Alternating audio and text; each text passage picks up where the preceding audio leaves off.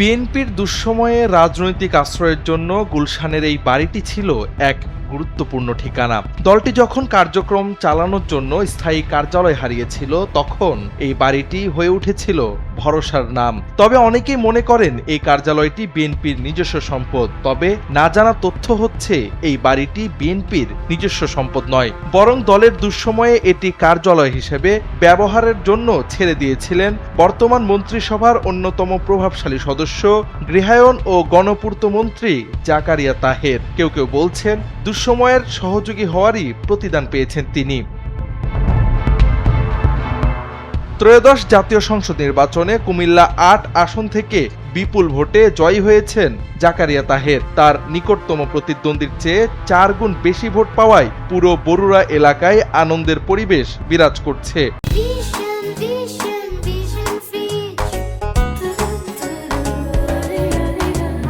স্থানীয়রা জানাচ্ছেন, জাকারিয়া তাহের সবসময় নির্বাচনী এলাকার মানুষের কল্যাণে কাজ করে গেছেন। তার জনপ্রিয়তা ও সৎ নেতৃত্ব এই নির্বাচনের ফলাফলেও প্রতিফলিত হয়েছে।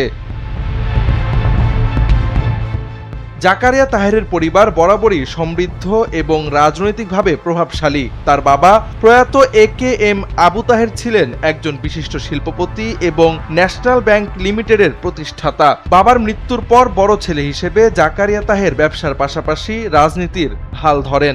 একই আসন থেকে 1991, 1996 ও 2001 সালে নির্বাচনে ধানের শীষ প্রতীকে বিজয়ী হয়েছিলেন জাকারিয়া তাহেরের বাবা AKM আবু তাহের। 2004 সালে বাবার মৃত্যুর পর স্থানীয় রাজনীতির হাল ধরে উপনির্বাচনে সংসদ সদস্য নির্বাচিত হন জাকারিয়া তাহের। যুক্তরাষ্ট্র থেকে bachelor of science in business management সম্পন্ন করা জাকারিয়া তাহের 1965 সালের 15 ডিসেম্বর জন্মগ্রহণ করেন। 2008 ও 2018 সালে বিএনপির মনোনীত ধানের শীষ প্রতীকে নির্বাচন করেছিলেন তিনি।